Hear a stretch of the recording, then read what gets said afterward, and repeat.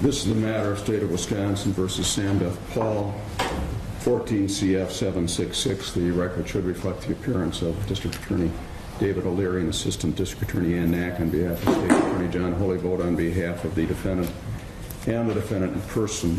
This matter is here for sentencing. In summary, you hit and killed two young people, which is certainly serious and bad enough in and of itself. But then you fled the scene. And you didn't give any thought to who or what you hit. You fled the scene. And that was a choice you made, a clear choice you made, and to me that aggravates the situation. You didn't have the common decency or compassion to stay at the scene or come back to the scene after you heard about it later in the evening. That would be, I understand panic, but decency and compassion would compel a person to come back or stop, or at least later come back and acknowledge what you did, or at least find out what you did. It fell to your father to turn you in, to take that action 4 days later. And I'm just not convinced that you would have ever turned yourself in, Mr. Pal. Your actions up to that point indicate that.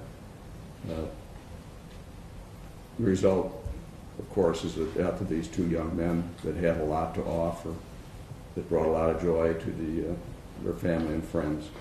And needless to say, the extreme and never-ending pain that their families and friends are going to experience, and even the pain and angst to your father and your family. In reviewing these sentencing factors, the factor that I give the greatest amount of weight to is the seriousness of the offenses. And obviously it's serious with hitting and killing these two young men. But as I've indicated, in my view, the seriousness of these offenses is only enhanced or exacerbated by your fleeing without any apparent concern or for them and your actions that you took after for several days afterwards and after learning of what happened. Now, I am painfully aware that whatever I do here today will never bring back Devin or never bring back Mitch. Painfully aware of that. And that whatever I do, I cannot relieve the pain of loss and other pain felt by their families and friends. I'm well aware of that.